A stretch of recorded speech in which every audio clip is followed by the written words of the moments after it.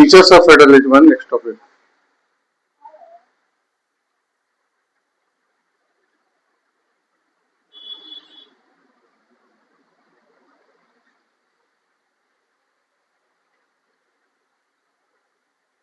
Next topic हमारा features of federalism, ठीक है।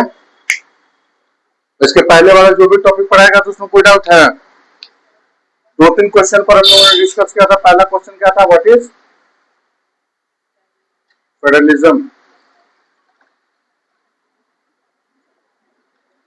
दूसरा क्वेश्चन क्या था? What was conference between Sri Lanka and Belgium. ये वाला क्वेश्चन क्लियर है? दूसरा क्वेश्चन कौन सा था? थर्ड क्वेश्चन, थर्ड क्वेश्चन याद करो, कॉपी निकालो, देखो थर्ड क्वेश्चन कौन सा था? देखे बुक।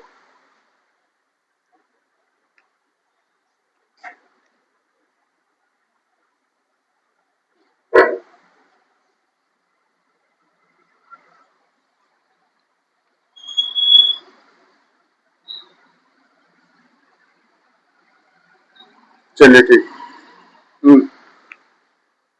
थर्ड क्वेश्चन जो था हमारा वो था डिस्टिंग्विश बिटवीन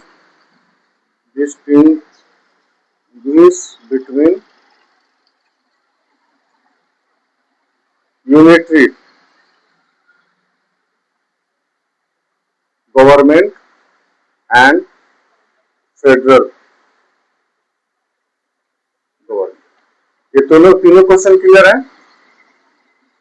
नेक्स्ट अब हम लोग को चलना है, सेकंड जो टॉपिक है वो है फीचर्स ऑफ फेडरलिज्म। इसका मतलब होता है संघवाद की विशेषता।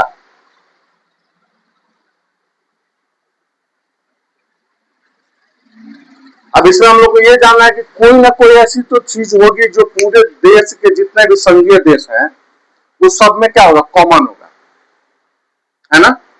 अगर विश्व के मान लो कि ऑलमोस्ट फेडरलिज्म होगा कहां पर? तो those country who are democratic. जो देश क्या होंगे? लोकतांत्रिक होंगे, ऑलमोस्ट वही सारे देश क्या होंगे भाई? फेडरल होंगे। ये कॉमन चीज है। तो लोकतंत्र होने का कुछ ना कुछ परिभाषा होता है। जैसे लोकतंत्र होने का पहला परिभाषा क्या हो गया कि भाई रिप्रेजेंटेटिव इलेक्टेड बाय पीपल। ये एक कॉमन परिभाषा है किस चीज का? To be a democratic country. उसी तरीके से पूरे विश्व के जो भी देश अपने आप को क्या कहते हैं कि मैं फेडरल हूं या संघीय व्यवस्थाओं का क्या करता हूं, सिद्धांतों को फॉलो करता हूं, तो then there should be some common features. उनके यहां क्या होने चाहिए भाई? कुछ कॉमन फीचर्स होने चाहिए। तो पहला फीचर्स क्या है? उसमें कह रहा है कि to tyres of government.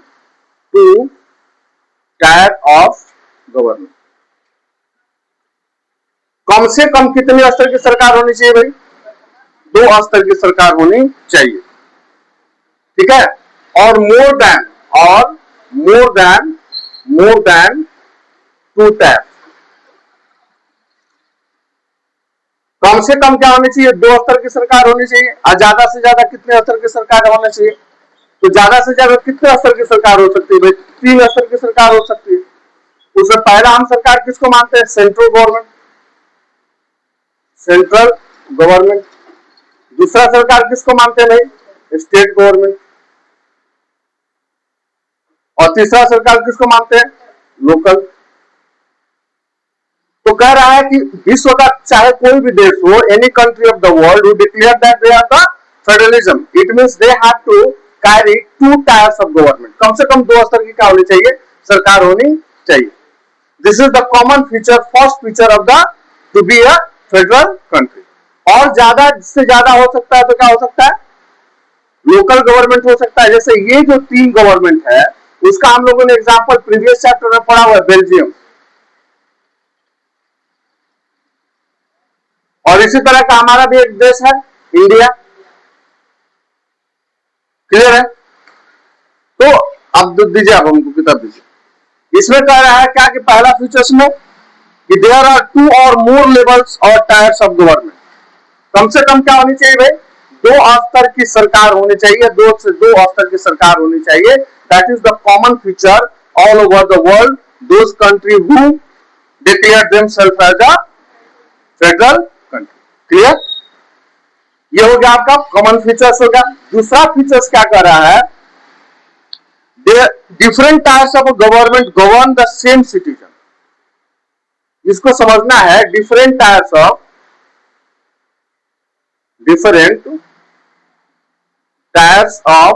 Government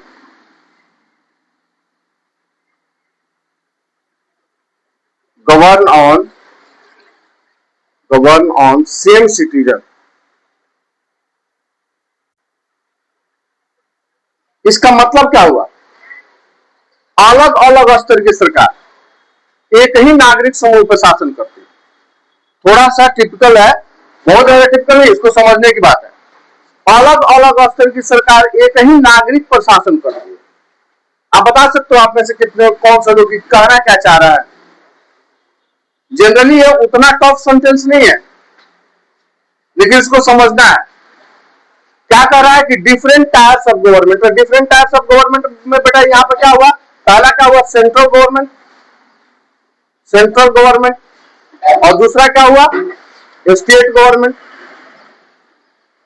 government, और तीसरा तो होता ही है, मतलब अगर जिस जिस देश में लोकल गवर्नमेंट है वहां पर तो कॉमन दो तरह की सरकार होती है। अब इसको कह रहा है कि डिफरेंट टायर्स, ये तो डिफरेंट टायर्स ऑफ गवर्नमेंट हो गया। Govern on the same citizen. ये अलग अलग स्तर की सरकार एक ही नागरिक पे शासन करती है। जस्ट इसको थोड़ा समझिएगा इस लाइन को। जैसे सेंट्रल गवर्नमेंट कैसे बनती है? Due to election. इसमें कौन सा शब्द है? इलेक्शन। तो सेंट्रल गवर्नमेंट में हम किसको चुनते हैं भाई? प्रत्यक्ष डायरेक्ट इलेक्शन। सेंट्रल गवर्नमेंट को चुनने के लिए इलेक्शन होता है, और उसको हम क्या कहते हैं? डायरेक्ट इलेक्शन कहते हैं। तो डायरेक्ट इलेक्शन में किस पद का चुनाव करते हैं? हम किस पोस्ट का चुनाव करते हैं? एमपी। हम क्या चुनते हैं? एमपी, मेंबर ऑफ पार्लियामेंट चुनते हैं।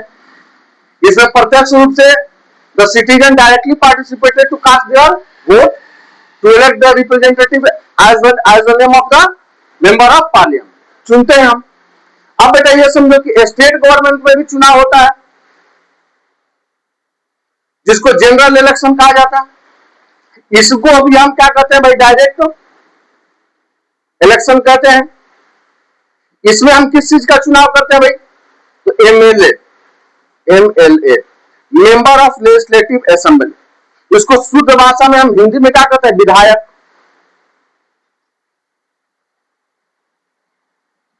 ठीक है, इसको क्या कहते हैं हिंदी में भाई? संसद के सदस्य। संसद के सदस्य। तो ये दोनों ही जो चुनाव है वो तो डायरेक्ट है। It means direct participation of the citizen cast their vote and they choose one representative on the national level known as the member of parliament, one representative on the state level known as the MLA। ये दोनों का चुनाव किसने किया? ये दोनों का चुनाव किसने किया? तो इस इलेक्शन के लिए अगर सर्किल कर दे तो ये इलेक्शन जो है वो तो सेंट्रल गवर्नमेंट को भी हम ही ने चुना है और स्टेट गवर्नमेंट को भी हम ही ने चुना है। Both tyres of the government that is governed by the government are elected by the citizen। वो डायरेक्ट किसके द्वारा चुना गया भाई? लोगों के द्वारा चुना गया। अब एक चीज बताओ कि अगर सेंट्रल गवर्नमेंट अगर कोई लॉ बनाता है, ठीक है, स्टेट गवर्नमेंट कोई लॉ बनाता है, यानी सेंट्रल गवर्नमेंट अपने स्तर से कानून बना सकता है। Central government can make a law itself. तो those law which is made by the central law that will be executed all over all the territories, यानी all over the India या all over the country। Clear हुआ? Central government जो कानून बनाएगा वो पूरे देश में क्या होगा? लागू होगा। स्टेट गवर्नमेंट जो कानून बनाएगा वो तो अपने टेरिटरीज के अंतर्गत ही लागू होगा। The law which is made by the state government that will be applicable for the only one state of that area। उस एरिया के एक स्टेट में वो क्या होगा, लागू होगा। अब बताओ ये जो सिटीजन है बेटा, ये जो सिटीजन है वो तो सेंट्रल गवर्नमेंट द्वारा भी बनाए गए कानून को क्या कर रहे हैं, फॉलो कर रहे हैं। यानी सेंट्रल गवर्नमेंट हम पर क्या कर रही है, शासन कर रही है, और स्टेट गवर्नमेंट के भी द्वारा बनाए गए कानून को क्या कर रही है, फॉलो कर रही है। तो एक ही अलग अलग स्तर की सरकार एक ही नागरिक समूह पर क्या कर रही है, शासन कर रही है। क्लियर हुआ? Different types of government govern on the same citizen, ये लाइन समझ में आ गई बात। उसमें आगे कह रहा है but each tyres has its own jurisdiction. ये जुरिडिक्शन शब्द समझना है। Each tyres have its own jurisdiction. Each tyres have its own jurisdiction. यहां पर दो क्वेश्चन है, एक दूसरे फीचर्स में दो क्वेश्चन है। अब यहां पर मुख्य जो शब्द है वो हमको क्या समझना है, जुरिडिक्शन। जुरिडिक्शन आप समझते हैं इसका हिंदी क्या होता है? जुरिडिक्शन का हिंदी होता है अधिकार क्षेत्र। अधिकार क्षेत्र। अब क्या कर रहा है, both tyres of government have its own jurisdiction, है ना। Both tyres of government have its own jurisdiction. यानी सब अलग अलग स्तर की सरकार का अधिकार क्षेत्र क्या होता है, अलग अलग। जुरिडिक्शन को यहां सर्किल करके और 3 एरो निकाल दो। पहला एरो में क्या हो जाएगा, टैक्सेशन। टैक्सेशन मतलब कर वसूलना, कर वसूलना। दूसरा में क्या हो जाएगा भाई, एडमिनिस्ट्रेशन। एडमिनिस्ट्रेशन मतलब प्रशासन। और तीसरा में क्या हो जाएगा, लेजिस्लेचर, विधायिका। ध्यान से समझेंगे इसको। पहला इसी फीचर्स का सेकंड फीचर्स को 2 लाइन में तो सेकंड फीचर्स को हमको कितने भागों में बांट देना है, 2 भागों में। पहले भाग में क्या बता रहा है, different tiers of government govern on the same citizen, ये लाइन क्लियर हो गया। तो दूसरा में क्या बता रहा है भाई कि different tiers of government have its own jurisdiction, मतलब अलग अलग स्तर की सरकार का अपना क्या होता है, अधिकार क्षेत्र अलग अलग होता है। तो किस चीज का अधिकार क्षेत्र, ध्यान से समझो। सारे यानी सेंट्रल गवर्नमेंट कितने तरह के हैं, सेंट्रल एंड स्टेट, ठीक है, क्लियर है। अब सेंट्रल गवर्नमेंट अपने स्तर से कानून बना सकता है। सेंट्रल गवर्नमेंट का अपना क्या होता है भाई, प्रशासन होता है। सेंट्रल गवर्नमेंट का प्रशासन नहीं समझ में आ रहा है तो कैरी कर सकते हैं, समझ में आ रहा है। एग्जाम्पल के तौर पर सेंट्रल गवर्नमेंट का प्रशासन कौन हुआ, बीएसएफ, सीआरपीएफ, सीआईएसएफ, ठीक है, मिलिट्री, आर्मी, एयरफोर्स, नेवी, ये सब क्या है भाई, ये सब क्या है, सेंट्रल गवर्नमेंट के अंतर्गत आने वाले फोर्सेस, क्लियर है। अब भाई चलो किसमें, एडमिनिस्ट्रेशन में। दूसरा चलता है किसका, स्टेट गवर्नमेंट के अंतर्गत आने वाले फोर्स कौन से हैं, तो स्टेट गवर्नमेंट की अपनी पुलिस, जैसे बिहार में Bihar police, Bihar police, UP में यूपी पुलिस, यानी हर राज्य के नाम से क्या, वेस्ट बंगाल पुलिस, हर राज्य के नाम से क्या है, पुलिस है। अब ये बताओ कि ये जो पुलिस है हर राज्य की, क्या ये अपने राज्य से दूसरे राज्य में इनका शासन चल सकता है, नहीं चल सकता है। तो हर स्तर की सरकार का अपना प्रशासन क्या होता है, अलग होता है, ठीक है। अपना प्रशासन क्या हुआ, अलग हुआ।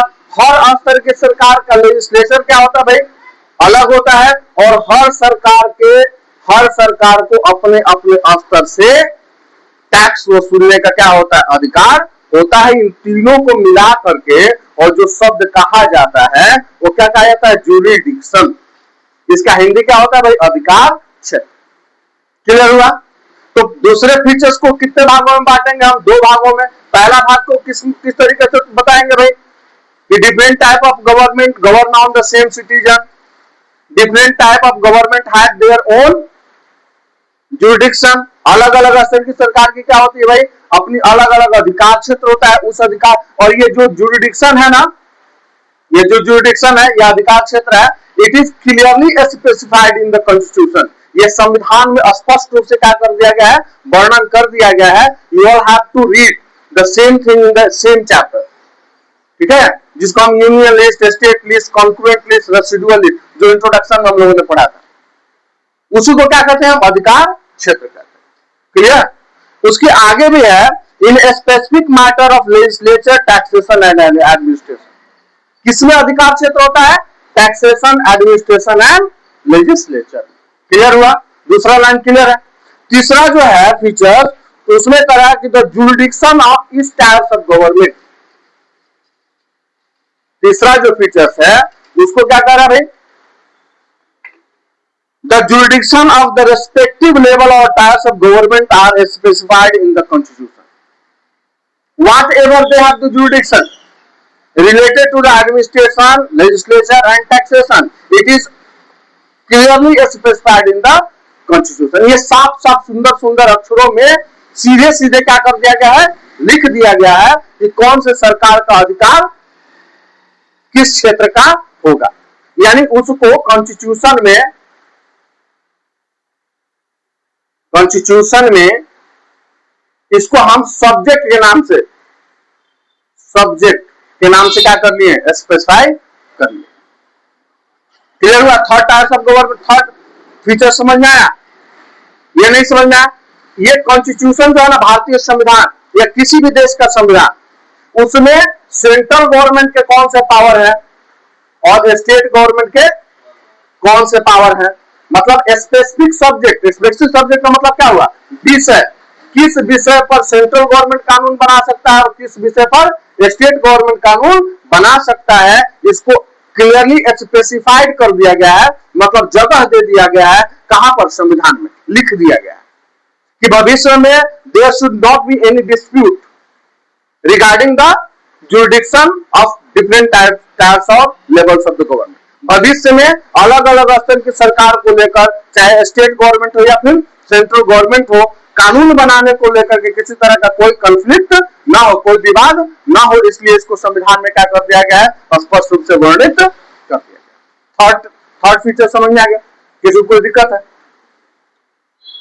अब देखो एक चीज हम लोग ना याद, एग्जाम को याद रखने के लिए एक शब्द को लिख देता है। पहला फीचर्स का कॉमन शब्द क्या है, टू टायर्स ऑफ, यहां पर मोर देन,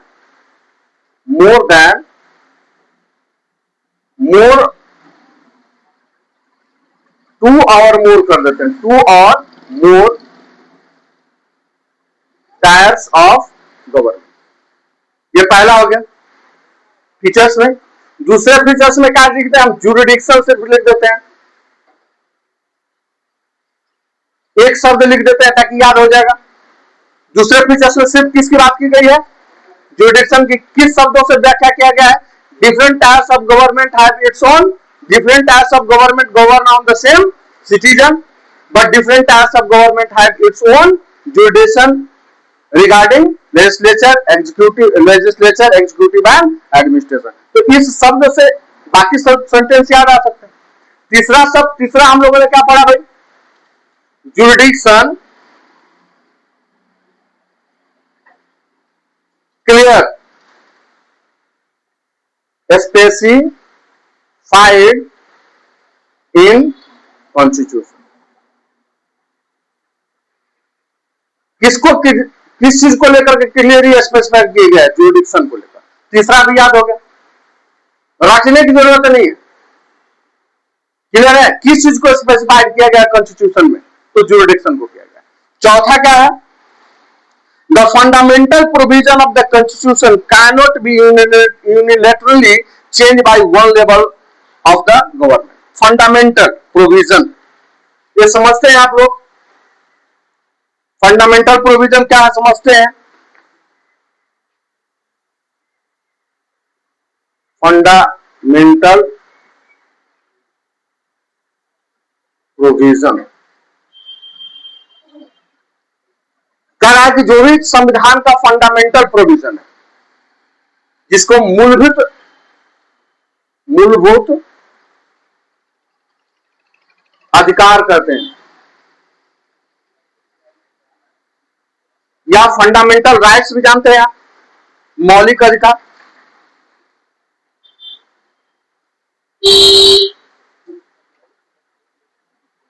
फंडामेंटल राइट क्या कहते हैं इसको? मौलिक अधिकार। ये कह रहा है कि यूनिलेटरली कैनॉट चेंज। यूनिलेटरी का मतलब कोई एक स्तर की सरकार चाहे, यानी इसको बदलना हो तो कोई एक स्तर की सरकार चाहे वो सेंट्रल या स्टेट गवर्नमेंट यूनिलेटरली चेंज करना चाहे, मतलब अकेला बदलना चाहे तो ये कभी भी बदलाव नहीं होगा। किस चीज को बदलाव नहीं होगा? तो चौथा में हम यहां पर क्या लिख दें? Fundamental provision. ये कॉमन शब्द हो गए याद रखने के लिए, समझ में आ गया? फंडामेंटल प्रोविजन यानी मूलभूत अधिकार या मौलिक अधिकार में कोई भी परिवर्तन करना हो, if you need to any changes for the fundamental provision or a fundamental right, we should have to agreement both types of government। दोनों ही स्तर की सरकार का क्या होना चाहिए? एग्रीमेंट होना चाहिए। ठीक है? अकेले कोई भी एक स्तर की सरकार कोई भी बदलाव नहीं कर सकते। किस चीज में भाई? किस चीज में? Fundamental provision. क्लियर है? एक एक शब्द से क्लियर होते जा रहा है। पांचवा जो है, फिर से उसको समझ लीजिए, unilateral change by one level of government, such changes require the consent of the both the levels of the government. अगर इस तरह का इसमें कोई परिवर्तन चाहते हैं तो दोनों ही स्तर की सरकार का क्या चाहिए भाई? क्या चाहिए? सहमति होनी चाहिए। ठीक है ना? क्लियर हो गया? नेक्स्ट है आपका 5 नंबर क्या है? इसमें कह रहा है कि court have the power to interpret the constitution and the power of different levels of government. Court यानी जुडिशरी, न्यायपालिका,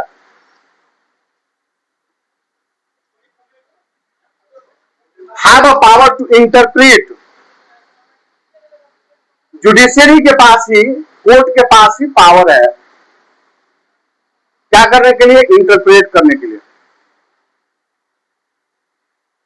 इंटरप्रेट किस चीज का? इंटरप्रेट किसको कहेंगे हम? इंटरप्रेट किसको कहेंगे? व्याख्या करना। जो भी पावर है, यानी सेंट्रल गवर्नमेंट और स्टेट गवर्नमेंट का जो भी पावर है, ठीक है ना, उस पावर को लेकर के व्याख्या करने का, उस पावर को लेकर के दोनों के बीच में अगर कोई विवाद हो, ठीक है, तो उस पर डिस्कस करने का किसके पास अधिकार है? जुडिशरी के पास। यानी जुडिशरी को भी 3 भागों में बांटा गया। कौन कौन सा? सुप्रीम कोर्ट, हाई कोर्ट और डिस्ट्रिक्ट कोर्ट। अगर राज्य से राज्य के बीच का कोई विवाद है, या राज्य या सेंट्रल गवर्नमेंट से संबंधित कोई विवाद है, जुरिडिक्शन को लेकर, जुरिडिक्शन पढ़ चुके हैं। जुरिडिक्शन को लेकर, जुरिडिक्शन मतलब टैक्सेशन, एडमिनिस्ट्रेशन एंड लेजिस्लेचर को लेकर के अगर कोई विवाद है, किसके किसके बीच में भाई? सेंट्रल गवर्नमेंट और स्टेट गवर्नमेंट को, तो दोनों को कान पकड़ करके बुला सकता है कौन? सुप्रीम कोर्ट, क्योंकि उसी के पास इंटरप्रेट है, इंटरप्रेट करने का पावर है। संविधान के पास, संविधान की व्याख्या करने का अधिकार किसके पास है? सुप्रीम कोर्ट के पास। दोनों को बुला सकता है। दोनों को समझा सकता है कि भैया तुम्हारा पावर अलग है, तुम्हारा पावर अलग है, तुम्हारा सब्जेक्ट अलग है कानून बनाने का, तुम्हारा सब्जेक्ट अलग है कानून बनाने का, then why you have a conflict between making a law related to the administration, related to the taxation or related to the legislature? क्यों है तुम्हारे पास में? ठीक है, क्लियर हुआ? यहां पर पांचवा में क्या लिख दे? Court have power to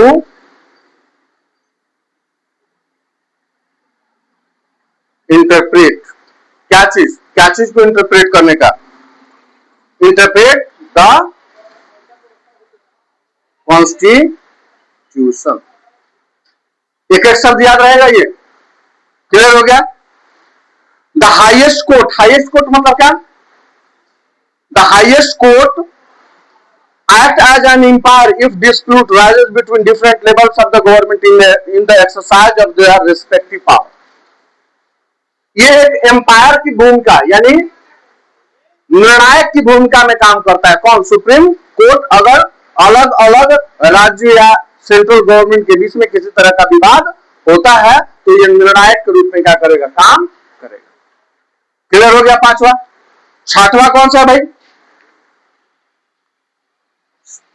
6 number कौन सा फीचर्स है आपका? 6 नंबर फीचर्स में कह रहा है कि resource of revenue for each levels of the government are clearly specified to ensure its financial autonomy. 6 number देकर के हम क्या लिख दे भाई? एक शब्द कौन सा लिख दे जिसे याद रहेगा? ये सोर्स ऑफ रेवेन्यू। ये शब्द समझते हैं? रेवेन्यू राजस्व। रेवेन्यू का मतलब क्या हुआ? राजस्व। अब ये राजस्व समझते हैं? राजस्व समझते हैं? नहीं समझते हैं। राजस्व का मतलब हुआ राज्य के यानी सेंट्रल गवर्नमेंट अगर पूरे देश से पैसा का वसूली करता है, कोई टैक्स वगैरह लेता है, ठीक है, तो उसको अधिकार है लेने का, क्योंकि जुरिडिक्शन हम लोगों ने ये बात पढ़ा हुआ, ठीक है। ये राजस्व हुआ। सेंट्रल गवर्नमेंट अपने तरीके से रेवेन्यू को क्या कर सकता है? वसूल सकता है। स्टेट गवर्नमेंट अपने स्तर से क्या कर सकता है? रेवेन्यू को वसूल से। जैसे हम लोग खेत खरीदते हैं तो खेत का लगान देते हैं, टैक्स देते हैं, किसके पास जाता है? सरकार के पास। वो स्टेट गवर्नमेंट हुआ जिस राज्य का जमीन है। फॉरेस्ट पर टैक्स लगेगा तो फॉरेस्ट एक ऐसा विषय है जो सेंट्रल गवर्नमेंट और स्टेट गवर्नमेंट दोनों के अंतर्गत आता है। नेशनल हाईवे, राष्ट्रीय राजमार्ग जो बनते हैं उस पर जो टैक्स लगेगा वो कौन वसूलेगा? सेंट्रल गवर्नमेंट वसूलेगा। तो different type of government have its right to collect their own revenue. It is clearly specified in the constitution. ये भी संविधान में लिख दिया गया है बेटा कि राज्य सरकार कौन सा रेवेन्यू वसूलेगी और सेंट्रल गवर्नमेंट कौन सा रेवेन्यू वसूलेगी। रेवेन्यू का सामान्यतः टैक्स क्या हो गया? टैक्स कर। ठीक है, क्लियर हुआ? ये 6 तरह का हम लोगों का क्या हो गया भाई? क्या हुआ? These are the features of federalism. अब इस कॉमन शब्द से फिर से एक बार हम लोग रिव्यू कर ले इसको। 7वां थोड़ा सा कॉम्प्लिकेटेड है इसलिए कि उसमें 2 तरीके से संघवाद बनता है, आगे हम लोग पढ़ेंगे। उसमें होता है कमिंग टुगेदर और होल्डिंग टुगेदर। ये हम लोग अभी तुरंत समझ ही रहे हैं, पहले एक बार रिव्यू कर लेते हैं इसको। हम लोग 2 और मोर टाइप्स ऑफ गवर्नमेंट पे कैसे, मान लो कि क्वेश्चन आ गया 5वां नंबर क्वेश्चन, 4था नंबर क्वेश्चन अगर लिख दिया हमने कि राइट 5 फीचर्स ऑफ फेडरलिज्म, और हमारे पास शब्द इतना ही है, दिमाग में रखने के लिए इतना ही है, कैसे हम सेंटेंस बनाएंगे? तो सिंपल सा बात है, यहां पे क्या लिखेंगे? Federalism is a system of government where 2 और मोर टाइप्स ऑफ गवर्नमेंट। ये पहला हो गया। दूसरा में क्या लिखेंगे?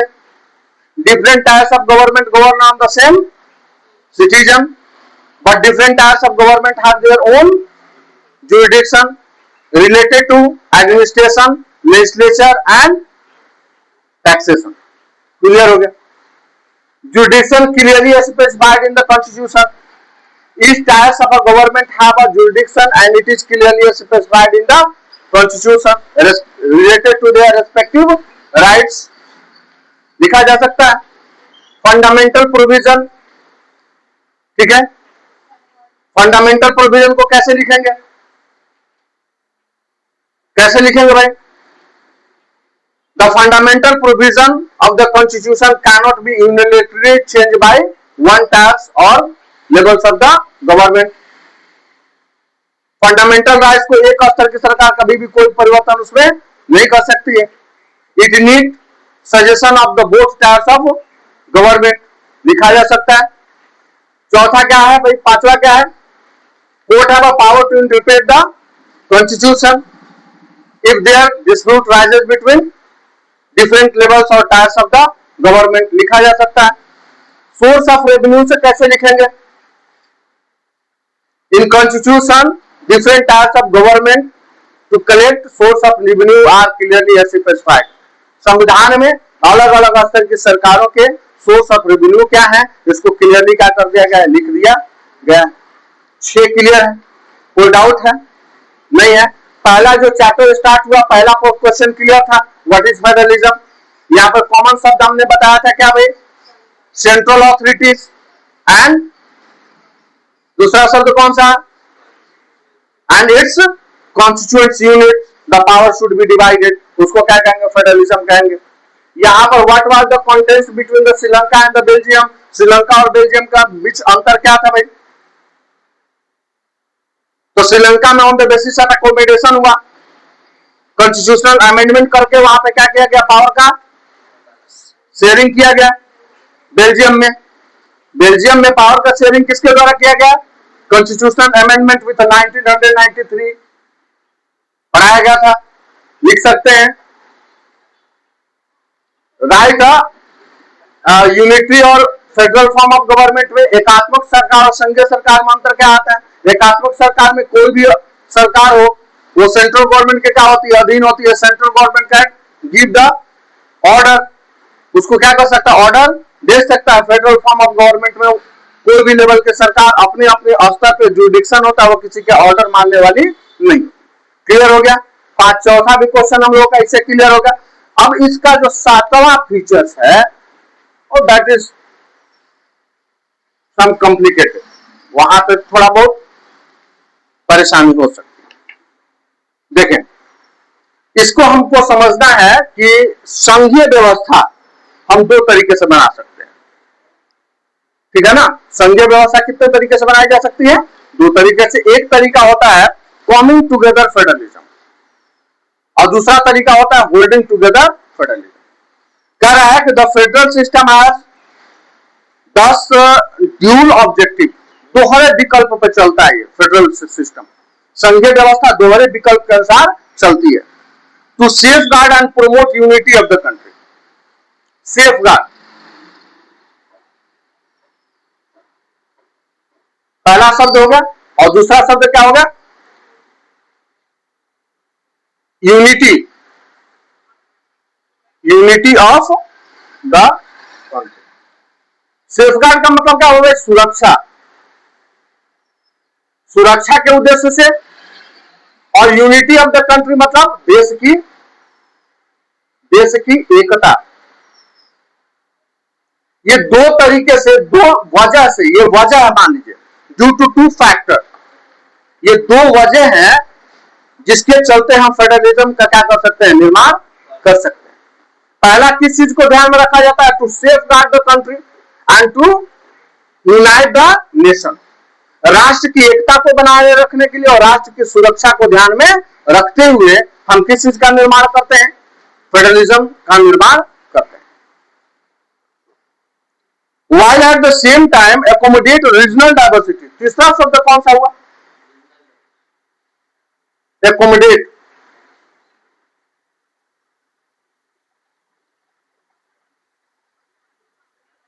Regional diversity. इसका मतलब क्या होगा? क्षेत्रीय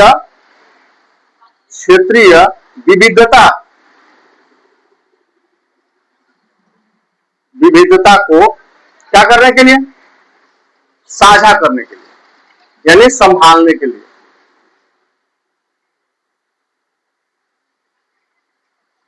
अगर देश है तो there is a regional diversity, state है तो रीजनल डाइवर्सिटी है। रीजनल डाइवर्सिटी किसके आधार पर? डिफरेंट लैंग्वेज आर स्पोकन, है ना, different caste, different religion, different language, there are so many differences. उन सबको क्या करना भाई? एक साथ जोड़ करके रखना है। तो ये तीन शब्दों के लिए हम क्या कर सकते हैं? एक शब्द का निर्माण कर सकते हैं जिसको हम फेडरलिज्म के नाम से जानते हैं। ये तीन चीजों को क्या करने के लिए? समेटने के लिए हम संघवाद का क्या करते हैं? निर्माण करते हैं। अब ये तीन चीजों को समेटने के लिए हम फेडरलिज्म का दो तरीके से क्या कर सकते हैं? निर्माण कर सकते हैं। पहला तरीका क्या है भाई? Coming together federalism.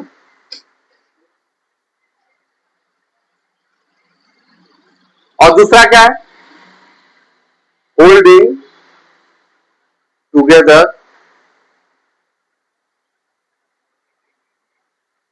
फेडरलिज्म।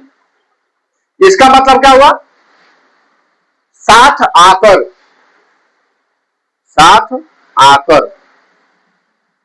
संघ बनाना। इसका मतलब क्या हुआ? साथ लेकर संघ बनाना। तो ये साथ आकर और साथ लेकर का मतलब समझना है। यहां पर साथ आकर मतलब क्या? मान लो कि अमेरिका है, ठीक है, तो फेडरल कंट्री है। अब वहां पे क्या है भाई? पार्लियामेंट्री फॉर्म ऑफ गवर्नमेंट है ना, president form of government, parliamentary president form of government. तो जितना सेंट्रल गवर्नमेंट के पास पावर है उतना ही किसके पास पावर है? राज्य सरकार के पास पावर है। जितना सेंट्रल गवर्नमेंट के पास पावर है उतना ही किसके पास है? राज्य सरकार के पास है। तो सेंट्रल गवर्नमेंट अपने स्तर से काम करेगा, राज्य सरकार अपने स्तर से काम करेगा, तभी देश की सीमा है। तो फिर ये कैसे अपने आप को सेफगार्ड कर पाएंगे? कैसे अपने आप को यूनाइट कर पाएंगे? या फिर कैसे अपने रीजनल डाइवर्सिटीज को एकोमोडेट कर पाएंगे? तो इसमें क्या होता है? राज्य सरकारें और सेंट्रल गवर्नमेंट दोनों आ करके क्या करती है? एक सरकार बनाती है जिसको हम क्या कहते हैं? फेडरल कहते हैं। क्लियर हुआ? तो कमिंग टुगेदर फेडरलिज्म का तीन देश एग्जांपल है। कौन कौन सा? यूएसए,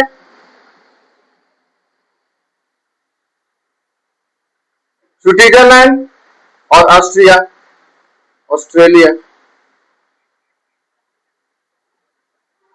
ठीक है। होल्डिंग टुगेदर फेडरलिज्म में क्या होता है? होल्ड करने का मतलब क्या होता है? पकड़ के चलना। यानी सेंट्रल गवर्नमेंट अपने स्तर से तो काम करती ही है, साथ साथ वो राज्य सरकारों को भी क्या करती है भाई? लेकर के चलती है। विपत्ति हो गया, डिजास्टर हो गया, किसी तरह की जरूरत हो गई, तो उसमें राज्य सरकार को सेंट्रल गवर्नमेंट भी क्या करता है? मदद करता है। इस तरह का जब संघ बनता है उसको क्या कहते हैं? Holding together federalism. उसका साथ लेकर चलना होता है। उसका एग्जाम्पल कौन सा हुआ? तो इंडिया हो गया, बेल्जियम हो गया और स्पेन हो गया। ये क्लियर हुआ? सातों फीचर्स क्लियर है, किसी तरह का कोई दिक्कत नहीं है। ये VBI क्वेश्चन होगा कि what is holding together federalism, what is holding together federalism, और ये what is coming together federalism with example. ये VBI, ये 5वां नंबर क्वेश्चन हम लोगों का। क्लियर? ये हम लोगों का सब कुछ हो गया। इसको और डिटेल में हम लोग कल पढ़ लेंगे। नेक्स्ट हम लोग का कल जो क्लास होगा, what's makes India federal country.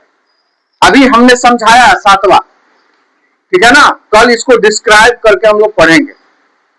ठीक है, चलो।